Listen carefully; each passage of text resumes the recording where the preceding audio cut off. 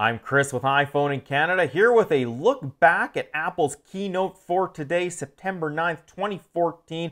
Apple taking the wraps off of its new iPhone, a new payment system, and of course a new watch. So I'm going to go through some of the highlights of the keynote and give you some of my thoughts on what I think about all these new devices and which ones I will be getting. So of course, Apple starting with the new iPhone 6. Not a whole lot of surprises here. We've seen the leaks for a while now.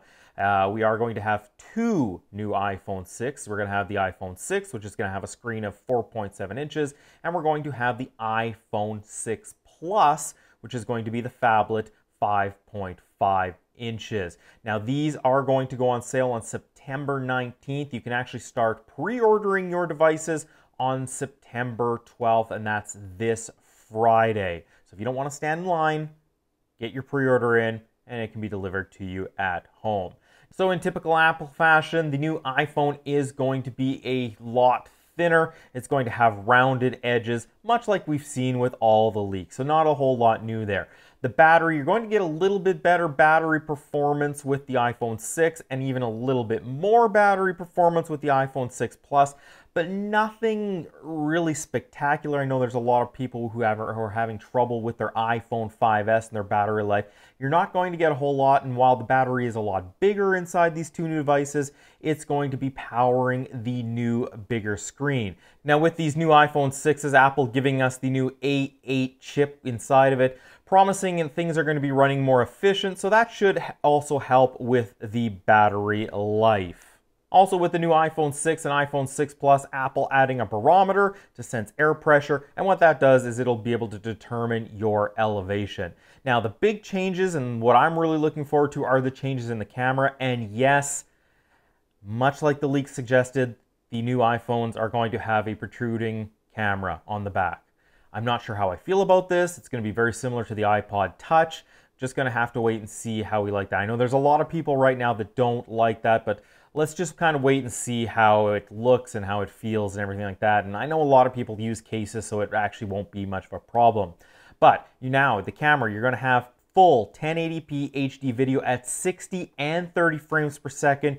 You're going to have slow motion video up to 240 frames per second. The iPhone 5S, it's 120, so you're doubling that. So you're going to get some really nice super slow motion video. You're going to get continuous autofocus with the video, and that's really cool. I'm really liking that. iPhone 6 will also have auto stabilization, and the iPhone 6 Plus, and this is the big one for me, is going to feature optical image stabilization. That in itself to me is worth getting the iPhone 6 Plus. It's going to make your pictures look crisper, sharper. I think it's a really nice addition. I'm really looking forward to using that and putting it through its paces. Of course, iOS 8 is going to bring more manual control for your exposure, focus, and such. So you're going to see a lot of improvements with the iPhone camera features, not just with the iPhone 6, but when you upgrade your current phone to the new iOS. Next, Apple unveiled its Apple Pay, its new payment system, and this is going to use the new NFC chip within the phone, also working in conjunction with your Touch ID. Now, Apple says it's not going to store any of your credit card information on the device itself. What I really like about Apple Pay is the fact that the merchant isn't getting to see your name that's on your card, they're not going to get to see your number, and you're not going to get to see that 3-digit number on the back that's added security. So no longer are they going to be able to see that. You're going to use your Touch ID, you're going to tap it, and you're going to get to pay. Now again, this is only going to be in the US come launch. Here in Canada, we do use a lot of the touch payment through our debit cards and our credit cards and such. So hopefully that's going to be implemented here in Canada fairly soon. Also, another good feature of this, if your device is stolen, you don't have to call your credit card company to get your card canceled. What you can do is you can just suspend payments from the device, so now the card no longer works on your iPhone. And lastly, one more thing. That's right, Tim Cook using the one more thing to unveil the Apple Watch. And wow, it's not just one or two models, it's 3 different watches, each model coming in 2 different sizes. Of course, you're going to have a variety of bands that you can use and interchange with each of these watches. Now, sadly, the Apple Watch does require you to have an iPhone, but it is going to work with your iPhone 5, your 5C, your 5S, and of course the new iPhone 6 and iPhone 6 Plus. Now, the Apple Watch, as I mentioned, 3 different models. It's going to be the Apple Watch, which is going to be stainless steel, the Apple Sport Watch, which will be made out of brushed aluminum, and you're going to have your higher end one, which is going to be the Apple Watch Edition 18 karat gold. Now again, as I said, each one of those is going to come in 2 different sizes. Each of these watches is going to be water resistant, and they have the sapphire crystal face, which is going to make them very, very durable. Pricing for the Apple Watch is going to start at $350 US. No release right now as far as the Canadian prices, and it's not going on sale until early 2015. So we're going to have to wait a little bit. That means Apple could change things up here or there. Now I'm guessing the $350 price point is going to be for the base model, the plain Apple Watch, the stainless steel version. We'll have to wait and see what the Apple Watch Edition and Apple Watch Sport prices are going to be. Now, Apple also not mentioning battery life, and this is one of the key things with these new smartwatches, is a lot of people aren't happy with how long the batteries are lasting. The newer models coming out right now, they last about a day, which isn't too bad, but Apple not saying anything, and that has some people a little bit worried about what we're going to get as far as battery life with these watches. Also, this is going to work, as I said, in conjunction with your phone. It's going to work with the payments, so you'll be able to use your watch to pay for stuff as well. You're going to be able to get your messages, your calls. It's going to work with your phone. You're going to have Siri built in.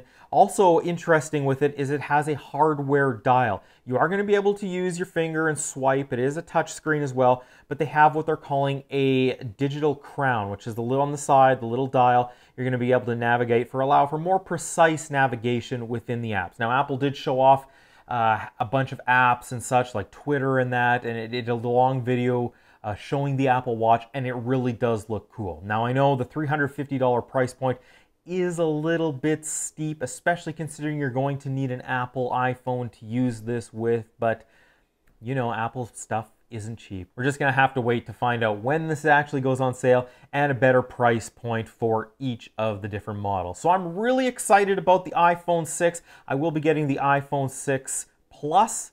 I really like that optical image stabilization, and you know, I'm really excited to try out a much bigger phone. I mean, I love my iPhone 5S, but you know, using it day to day, I do find the screen a little bit small. Now, yeah, I could go with 4.7, and for a lot of people, that's going to be just fine. But for me, I really want to try a bigger phone, and I'm really excited to try the iPhone 6 Plus. So stay tuned to this channel. I will have the unboxing of the iPhone 6 Plus once I get it. I haven't quite decided if I'm going to just pre-order it or if I'm going to go stand in line. It just depends. Sometimes Apple says that it's going to be released on the 19th, but if you pre-order, you may not get it on the 19th. I'm just going to have to look into that a little bit more. If I can pre-order it and it'll be delivered on the 19th, I think that's the way to go. I'm getting a little too old to stand in lines, but if not, then I'll be there standing in line. But you can count on an unboxing of the iPhone 6 Plus when I do get it. As far as the Apple Watch, haven't decided which one I'm going to get. I have a little bit of time into 2015 to decide. It's mostly going to depend on probably the price point. I am leaning towards just the plain Apple Watch. I'm definitely not going with the Apple Watch Edition. I'm not a big fan of the 18 karat gold. As someone who doesn't wear a watch, I think I'll stick with the more plain one. Although the Apple Watch Sports, the brushed aluminum, does look really nice. Again, it'll just probably depend on the price point. So stay tuned for that in the new year. And yeah, as I said, I'll have the iPhone 6 Plus once it's released, either pre-order or standing in line, so look forward to that video. If you enjoyed this video, a like would be appreciated. It does help me grow my channel. Leave a comment. I love to hear from you. And as well, make sure you subscribe. That way you're not going to miss any of my future videos. And of course, the unboxing of the iPhone 6 Plus. And of course, a look at the Apple Watch. So thank you so much for watching. Have a great day.